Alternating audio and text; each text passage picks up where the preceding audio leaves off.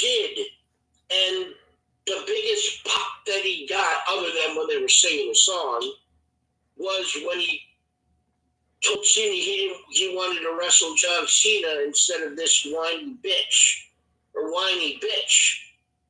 Other than that, the whole Cody Rhodes part of this segment really, for me, felt kind of flat because nothing that he said or did in front of Cena wasn't already said on Friday Night SmackDown or the Monday Night Raw the week before. And I think, just seeing how great of a job that John Cena did really made Cody Rhodes look average. I'm going to give this an A-. All right. The John Cena part, a high A, almost an A+. But then Cody Rhodes, dug it down a little bit for me. All right. Well, thank you for your very first gift. I appreciate that. Welcome in, everybody. We got YouTube up and running now, so. Okay. After that, we went to the first match of the evening, as it was a no-holds-barred match between Ludwig Kaiser and Penta. This match went 11 minutes plus, one commercial break. Obviously, you knew they were going to have a break in it. Even though, if you watch like I do the replay of Netflix, you can either fast forward through the 2.5 minutes of ads just by pressing that button 14 times, zip right through. Or if you don't watch ads, you don't know it. But still, there was, one break. This was a good competitive match, but the no-holds-barred aspect of it wasn't used to its fullest potential. If you're really going to do, there were a few chair shots, and we didn't get much hardcore action during this match at all. So it kind of felt flat. I mean, Penta did that amazing, Mexican Destroyer onto the chair, and then something else onto the chair. And I know Corey Graves said that Ludwig Kaiser's top of his head may be flat from it. So now I guess the score's even, kind of. After the triple threat match, and Ludwig kind of snuck in with the win. And then after the match, Penta was interviewed by Kathy Kelly, who had what could only be described a slutty librarian look going on. Something you see on Pornhub. I don't know. It looked amazing, where he claimed that the Intercontinental title was next for him. So with everything, it was a good match, hard hitting. I mean, the crowd was so loud for Penta with their chants. I'll give it a solid B. All right. Yeah. Yes, Angel, thank you for tuning in. Loyalty, thank you. Brown Chops, thank you. This match, everything I thought it was going to have, other than, I would have liked a little bit more hardcore stuff, but that's really what these guys aren't about. They're more about flying around the ring and, great moves here, great moves there. Penta showing that he belongs in WWE. Ludwig Kaiser is a good wrestler, and you beat somebody like him, you've earned the win. And I just thought this was a really good match. I believe that they're probably going to be another one between these guys again, and I don't have a problem with that. I'd love to see them go at it again. I enjoyed this match. I gave it a B+. Okay. After that, we then went to a singles matchup where it was Dakota Kai. Taking on Ivy Nile. Trev, you're up first. All righty, thank you. I really didn't care too much for this match. I mean, Dakota Kai, she was okay in this match. Ivy Nile, powerhouse, was just, using a lot of power moves. Dakota Kai basically I think she just has one move to finish everybody off, and that's that kick. But yeah, this match could have been a little bit better, but I enjoyed watching it. I like seeing Dakota Kai in the ring. I don't know what they're going to be doing as far as, you know, more matches. Maybe Ivy Nile get a title match somewhere down the line. I don't know. Maybe Dakota Kai would get one. I think Dakota probably deserves another title shot at Lyra Valkyria. But that's just my opinion. But yeah, I thought the match could have been better. I gave it a C plus. Yeah, I mean, I was not excited about this match at all. I mean, the best part was that Chad Gable came down, so we got the teasing of the, new Masked Luchador, and yeah, I mean, really the only good things to say about it. I mean, overall, there weren't any box moves. It was very smooth. It was only 2 minutes and 47 seconds. So you really can't take too much time, screw too much in that little bit of a time. I mean, Ivy Nile did a great looking German suplex. And then at the end, when she went to suplex Dakota Kai again, Dakota Kai, turned that and into an inside cradle and looked very smooth. So, it was just an okay match. There's a lot of, as they say, shenanigans, outside the ring. But, I'm just going to go nothing great, nothing bad, just straight up regular old C for this. All righty. Elsie, thank you for the follow. All right. Did you grade the contract signing? Yes, I did. All right. Well, that's what we came up to next. We had Bianca Belair and Io Sky in the ring to sign the contract for their WrestleMania 41 matchup. So they're both out there, and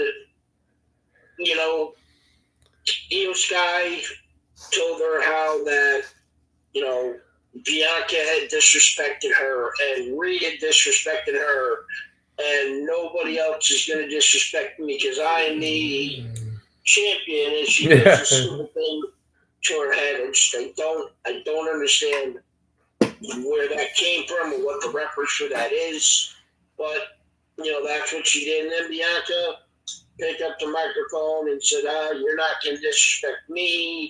They both signed the contract, and then we got the loudest pop of the segment.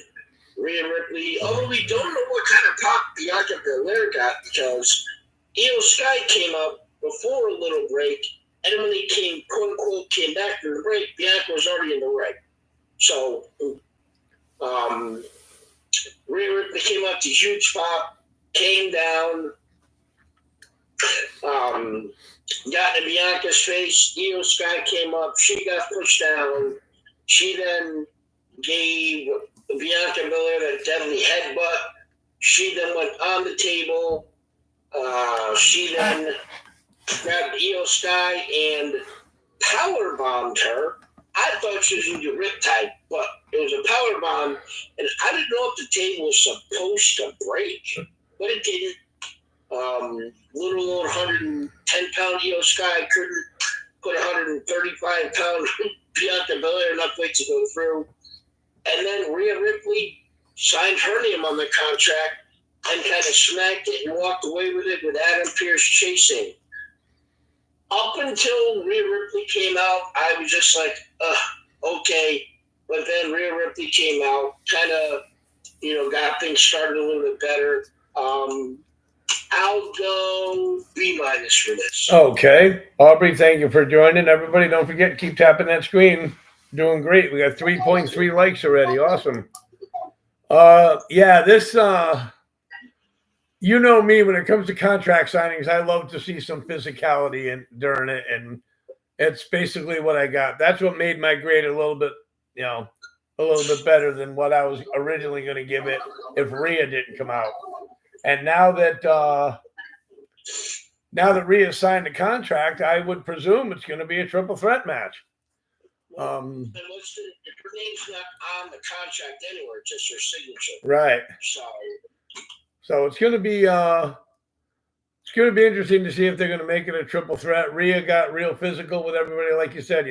She power bombed Io Sky on top of Bianca, which I thought was kind of funny. You don't usually see that, but yeah, I thought it was okay. I gave it a B. So do you think if Io Sky was on the table and she powerbombed Bianca through it, maybe the table would have broken? Could have, maybe. Okay. All right. Well, after that, we then went to the next matchup of the evening, as it was Jey Uso taking on a pissed off Jey Uso taking on Austin Theory. Trent, you're up first. Hey, Tracy, thanks for joining. Real short match this was, but I read somewhere on Wrestle Talk today when I was scrolling through TikTok that originally backstage they had this match scheduled for 11 minutes. So I wonder if something happened during the match where it had to end early, because this match was very short. I would have liked to have seen, a longer match, but like I said, I really don't know what really happened for the match to go that short. Jey Uso getting a win, and then Gunther coming in and trying to attack him with the sleeper, and Jey Uso getting out of it and taking care of Gunther a little bit. So it's gonna really build up. I think it's really building that matchup for WrestleMania. I gave it a C-. Okay. Missionary Jack, thank you. I could sum up, in my opinion, as to why this match was so short in 3 words. Okay. John Cena promo. 31 minutes into Monday Night Raw, and that was the first commercial break. They had to save time somewhere. But yeah, I mean, Jey Uso got the win, and then after that, once again, you said Gunther tried choking out Jey Uso, but Jey Uso fought back and ripped the belt away from Gunther. Gunther was standing outside the ring, looking intimidated. You're the world heavyweight champion. You're Gunther. There should be no way, in under any way, shape, form, you ever look intimidated by anyone. I don't understand why they're booking him to look weak like this. I mean, if you want to make the victory for Jey Uso even that much better, then make Gunther look stronger. So his victory becomes so with Jay kind of getting the upper hand, that little decimeter is slowly going back over to predicting Gunther to win, because over on TV, under on the PLE.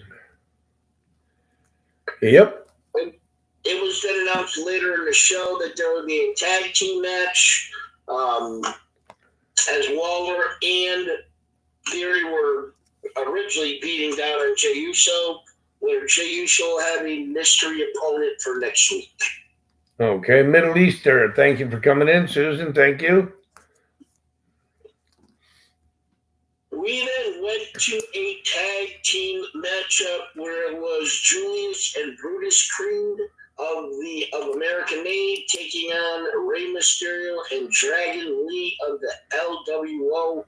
I honestly didn't know the LWO was still a thing since Zelina Vega left Raw and went to SmackDown. But I guess they still are a thing. I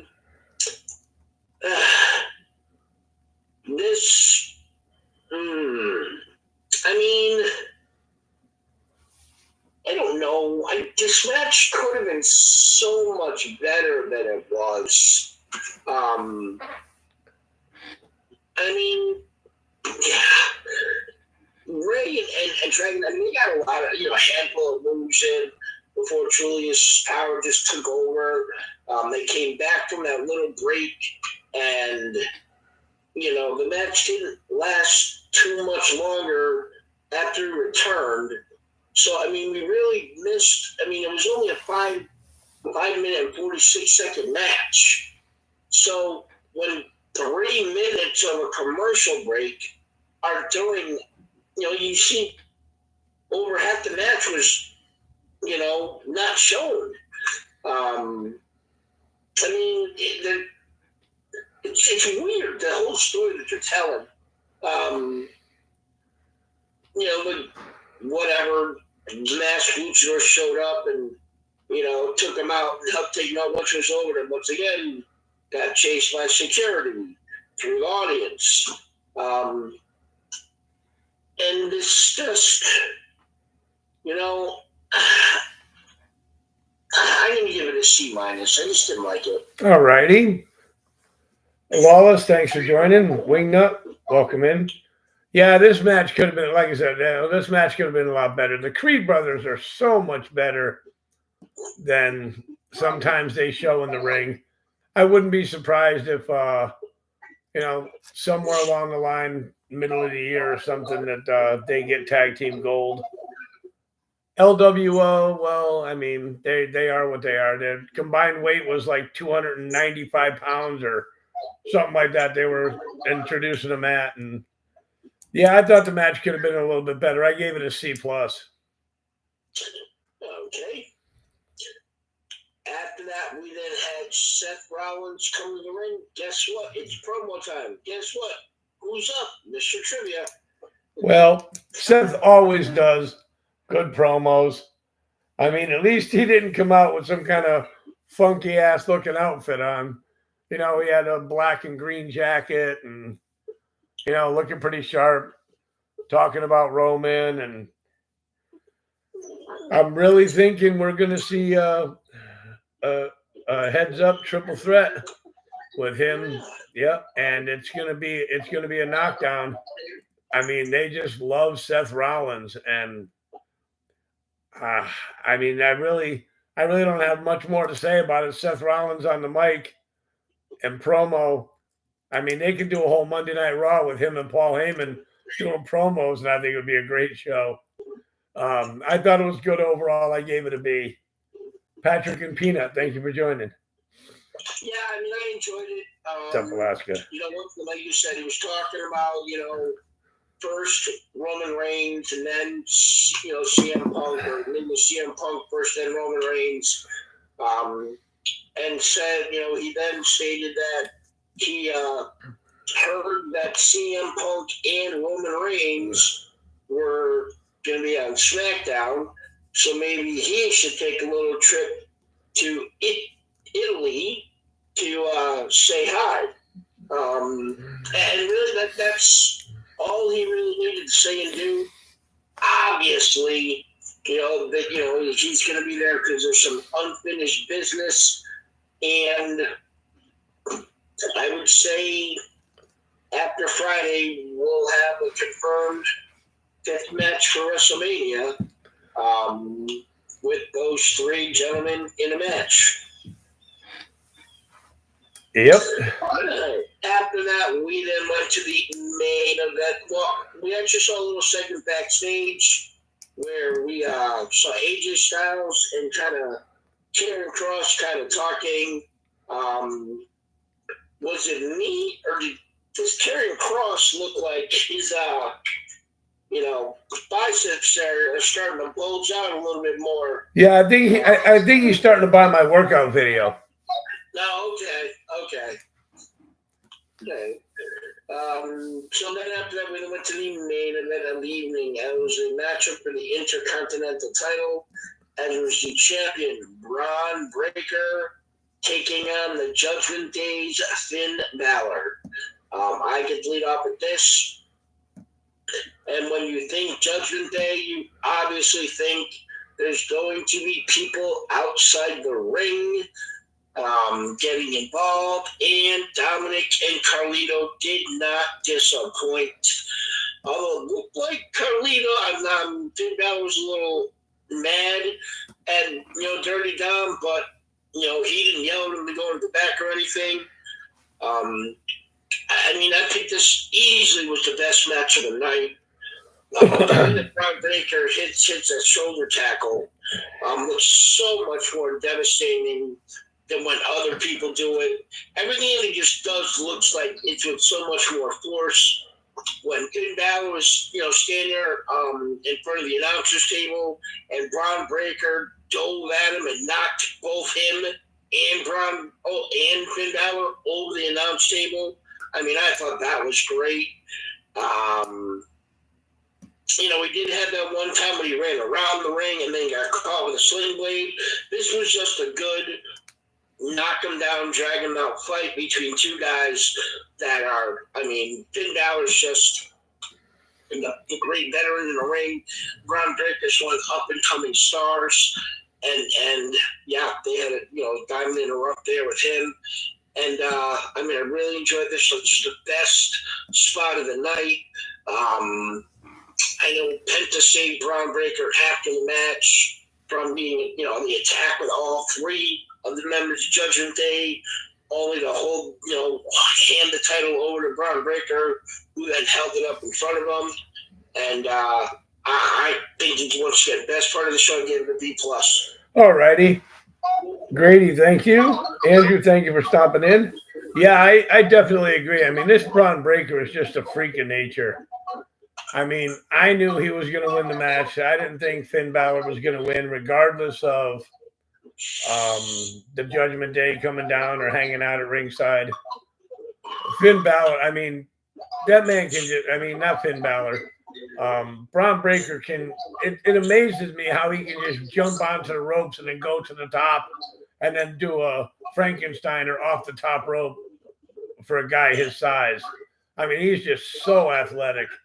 And I really think WWE made the right move putting the Intercontinental title back on him, because it's going to take a Herculean effort to take that title off of him. If Penta challenges him, that might be a decent match. But I think if Breakker hits him with a spear, he'll send one half of them in the stands and the other half in the ring. Couch Potato Wrestling, welcome back in. But yeah, I just thought this was a really good match as well. I gave it a B+. Okay.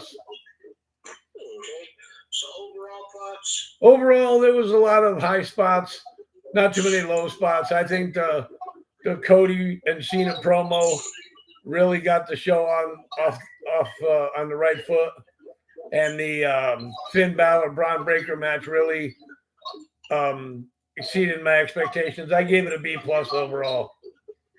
Okay. Yeah, I can't go anywhere near that high.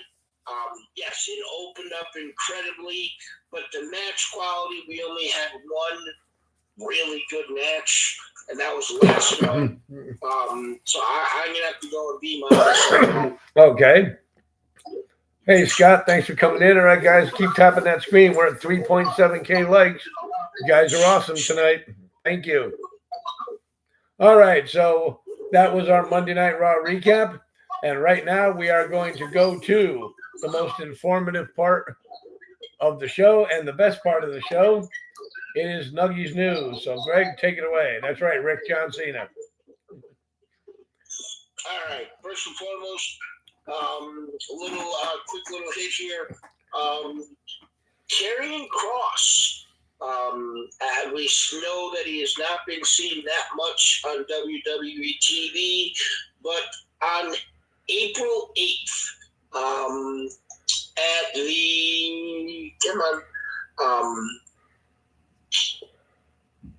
the Pasadena International Film Festival, he will be in a supporting actor role, where he was also the executive producer for a movie called Blue Evening. And this is what it says right on the website here. Blue Evening tells the story of a homeless addict in Los Angeles who stumbles upon a lost masterpiece in a thrift store. This discovery sets him on a desperate journey of redemption, survival, and self-discovery as he faces a pivotal choice between his destructive past and an uncertain future. So I don't know if and when it's going to make it, if it even makes it from the film festival into mainstream movie theaters, or if it's just going to be available on a streaming service. But as soon as I know, you guys will also know. All righty. Okay, what the hell happened here? Aiden is cool. Join. Thank you, Aiden. We just had mentioned about the tag team match set up for next week on Monday Night Raw, where Jey Uso will have a mystery opponent. Mystery partner. A mystery partner in his matchup against Grayson Waller and Austin Theory. So, where is next week's Monday Night Raw? Italy? Scotland. Scotland. SmackDown's in Italy. Scotland. So, there's one very famous, now famous wrestler from Scotland. It is rumored that he will be the one to tag with Jey Uso. Who? Have you seen this room? I'm getting to Oh. Have you, I was just going to ask, have you seen the rumor as to who it may be? No, I have not. If you say his name, he will appear. Oh, God, I hope not.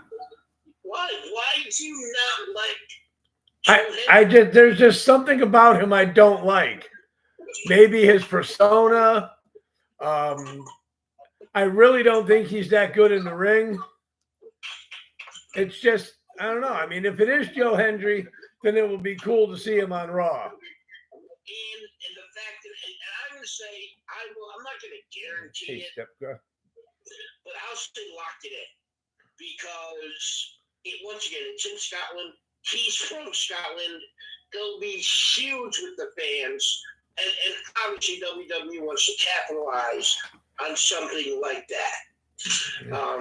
It is also being rumored and floated around that, you know what, next week on Raw, you know what we have?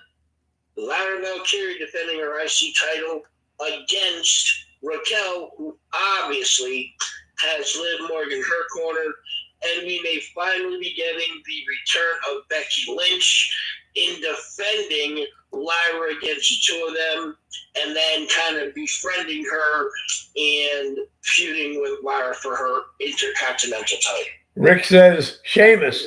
Well, Yep. I mean, if you want to go with a WWE star, yeah, that would work too. Yep. So, all right. So, WrestleMania weekend. What time does Friday Night SmackDown start? I know where you're going with this. 8 o'clock. Okay. And it goes till 11. Yes. So, competing with Friday Night SmackDown, we have the Hall of Fame ceremony at 9 p.m. Triple H is getting inducted, so he will not be at SmackDown. WWE superstars from Raw, maybe they'll be the little ones in the audience. So if that wasn't confusing enough, on Monday Night Raw last night, and when I saw it on TikTok, I thought it was a joke. But Monday Night Raw last night, Wade Barrett, The Miz, and Triple H talking about, it's Vegas. What do you do after the show? And they've announced the roast of WrestleMania starting at 10 p.m. Pacific time on Sunday, April 20th. That's 7 a.m. Eastern time. That's the time WrestleMania starts. What the fuck are they doing? I mean, pardon my French, but what? Wait a minute. Wait, can you repeat that again? That's what the 10 p.m. Pacific time is 7 a.m. our time? Yeah. And that's what time WrestleMania starts? Yes. You didn't know WrestleMania started at 7 p.m. on Sunday? You said 7 a.m. p.m., Mike. I said Oh, p.m. 7 p.m. Take Q-tips and clean out the ears. Oh, yeah. Well, that's pretty dumb for them to do that. Yeah. And speaking of Hall of Fame, it is being rumored that WWE is in negotiations with a former WWE star / WCW star / AEW star, inducting Lex Luger, the one and only, the icon Sting. Mike, do you think this is a good choice, or do you think they should choose somebody else? Well, as far as the induction of Lex Luger, I think it's a long time coming. As far as who's going to induct him, I think it should be Diamond Dallas Page. I can understand them going with Sting because him and Sting were like that in wrestling. Typically, that's what you do. Yeah. Have somebody you have a long-standing connection with. What's the Diamond Dallas Page connection other than him helping him now? Well, yeah, that's true. I mean, he helped out Razor Ramon, and he had a pretty good relationship with Razor Ramon. But this is Lex yeah, Luger, right. Razor Ramon. No, well, Diamond Dallas Page inducted Razor Ramon. So that's why I'm trying to say, he had a long-standing relationship with Razor Ramon, but not as long as Luger and Sting. So I think it's a good choice. Okay.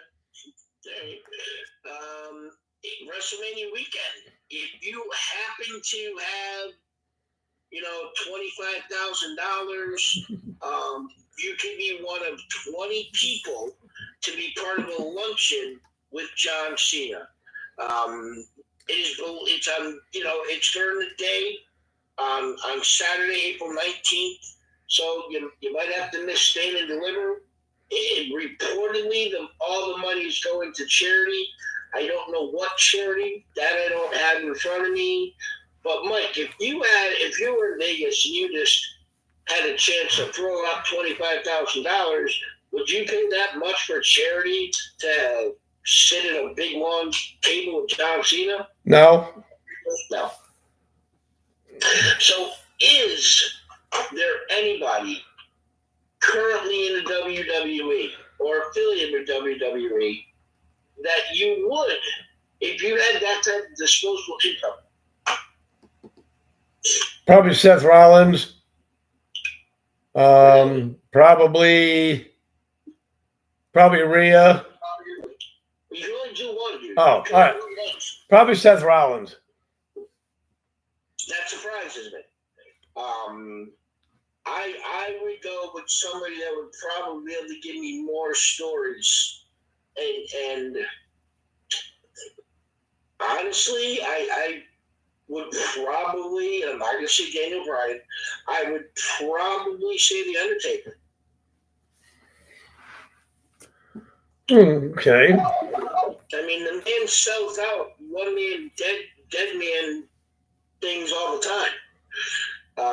It is also being reported that Tyler Bate is extremely close to making his return to the ring. And 8 months he's been out.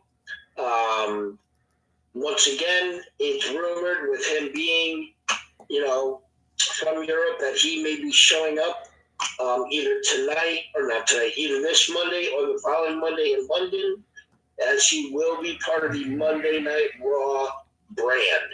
Dylan, thank you. What? No, I just said thank you. You're welcome.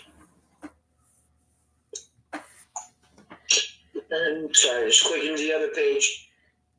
Come on, go. No surprise, it's being reported backstage that everybody was ecstatic with John Cena's, I swear to God, I almost said John Travolta. John Cena's entering promo. An extremely elicited with the hugely positive reaction from Cody Rhodes calling Cena a whiny bitch. Like I said, that's no surprise. Now, it was previously reported that this whole heel turn was not supposed to happen until at WrestleMania itself. So with that being known, and John Cena being advertised for the SmackDown after WrestleMania,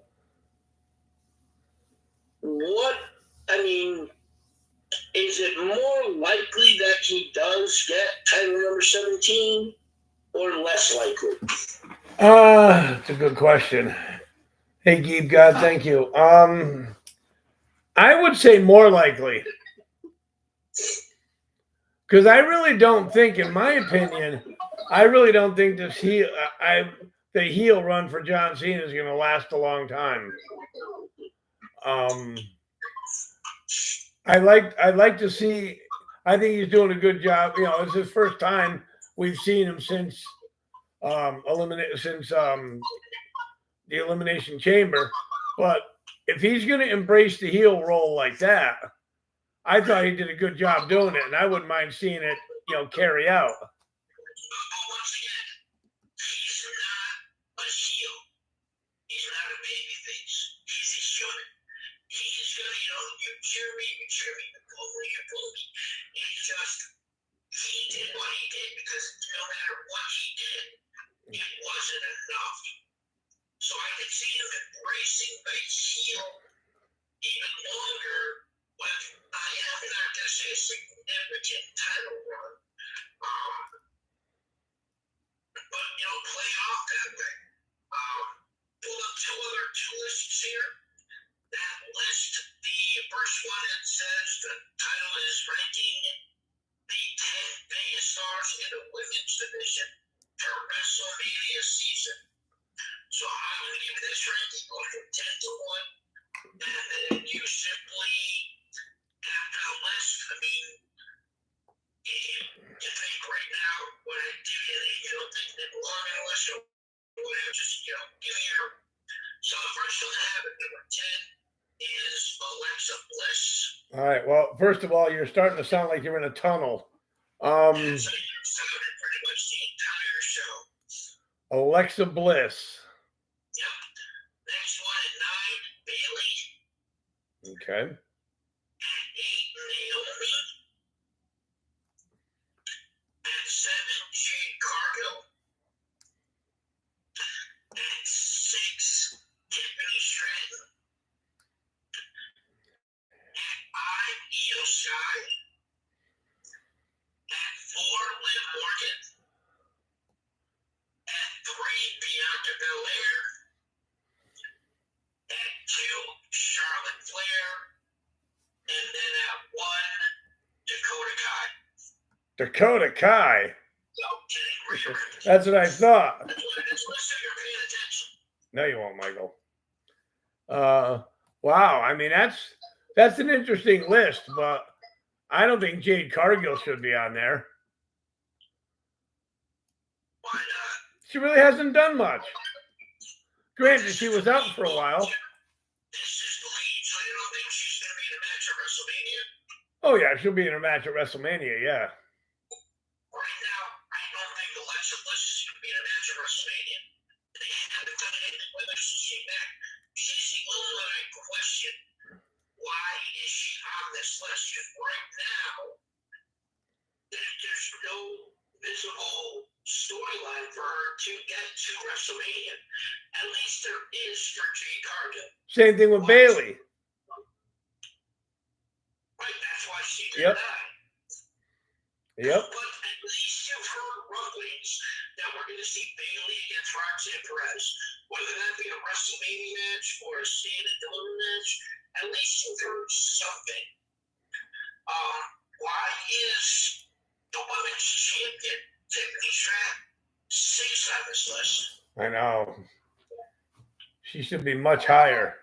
I would add maybe a 4, maybe bump her up a couple spots. Yep. So we went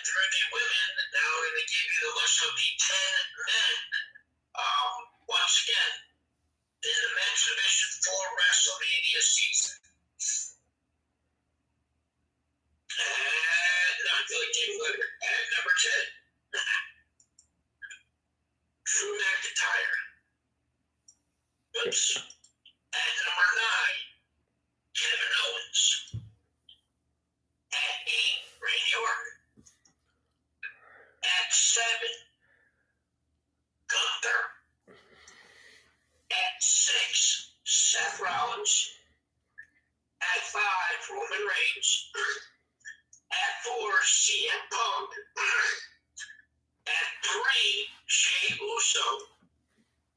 At 2, Cody Rhodes. And at 1, John Cena. And every one of them will be involved in WrestleMania matches. I like that. Issue with the rankings. Yeah. I think Randy Orton should be higher. You had him at If he should be higher, somebody's got to be lower. yeah. Yeah. That would be a tough one, yep. Yeah. And why is the champion Gunther at 7, but his opponent Jey Uso at 3? No, I think that should be. The same thing with the Charlotte Flair Tiffany Stratton thing. Yep. Why are they so far apart? I know. I've seen Charlotte Flair, but Yep. And then one other quick little kind of funny thing. The video's been going around on social media. Where a gentleman is talking to a young lady. The young lady says to him, "What would you do to get my number?" And he says, I would arm wrestle a bear to get your phone number. Then she says, "Well, what would you do to get Stephanie McKeer's phone number?" He said, "I'd fight 2009 Randy Orton for her phone number." I thought that was hysterical, buddy. So I just wanted to add that little bit of comedy that I found. Okay. So that's for this Wednesday.